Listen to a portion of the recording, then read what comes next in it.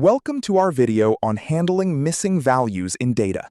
We'll explore the art of identifying, understanding, and addressing these gaps in your datasets using Pandas.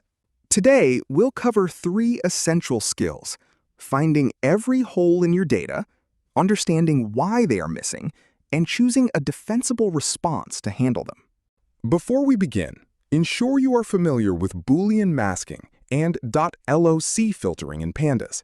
We'll use tools like isNaN, dropNaN, fillNaN, and replace to manage our data.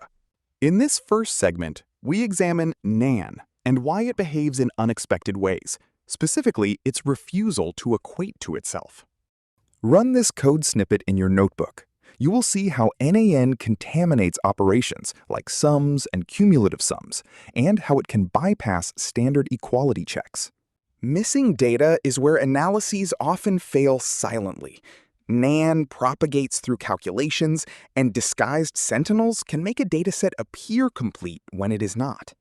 Now, let's move to our second segment, performing a full audit to find all the holes in your data. Your first step with any dataset is to count the missing values and determine their rate. Use these Pandas commands to get a clear picture of what's missing. Remember, isNa only sees formal NaNs. You must watch out for disguised missing data, like empty strings, text sentinels, or impossible numeric values. Use value counts to hunt for these hidden values, then convert them all to NaN using replace. After that, perform your audit again for an accurate count. In our third segment, we explore why data goes missing, a crucial domain-specific question.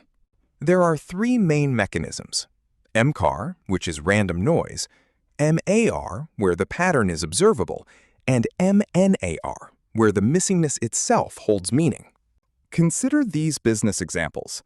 Sensor glitches represent random noise. App rating patterns reveal observable bias, and missing exit surveys highlight meaningful information gaps. Remember, blindly using fill NA0 is not a best practice. You must classify the missingness mechanism to choose a correct and defensible remedy. In our final segment, we will look at how to structure your response to missing data, ensuring you have the receipts to support your decisions. Let's begin with the drop strategy. It is honest when data loss is minimal and random, but you must always calculate and report the cost of dropping rows in your memo. Deciding when to drop data depends on context. Low hole rates on large datasets are often safe to drop, while systematic patterns in small datasets require different approaches. When dropping is too costly, we look to fill. Whether using the median for skewed numeric data or a category like unknown for labels, ensure you monitor the impact on your data's spread. Be aware that filling has a hidden cost. Adding invented values, like the median, often shrinks the standard deviation. Always report this shift to maintain transparency. The professional default is the flag and fill technique.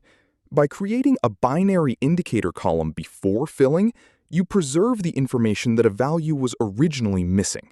Flag and fill is powerful because it preserves important signals, satisfies requirements for most machine learning libraries, and ensures your documentation remains honest and clear. Use this decision table to guide your strategy. Your response should align with both the data's missingness mechanism and the total percentage of holes in the column. Here is a complete, production-ready cleaning pipeline. It shows the workflow from initial conversion to auditing, and finally, the flag and fill process. Each step in the pipeline serves a purpose.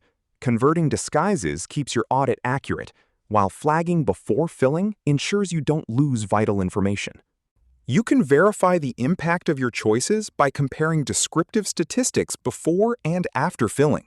These values are essential for your project documentation. Understand that spread shrinkage affects more than just stats. It can influence machine learning models and hypothesis tests, potentially introducing bias or false positives. Finally, remember that missingness is often a feature itself.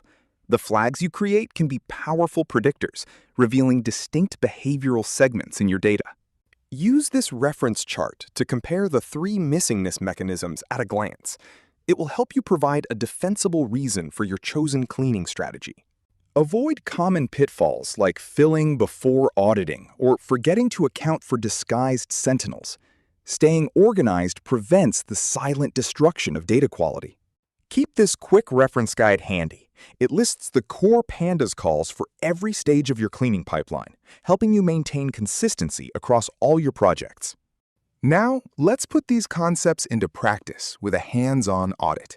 Your goal is to apply our framework to your own project dataset, following the 4 steps outlined here to ensure your data cleaning is thorough and defensible.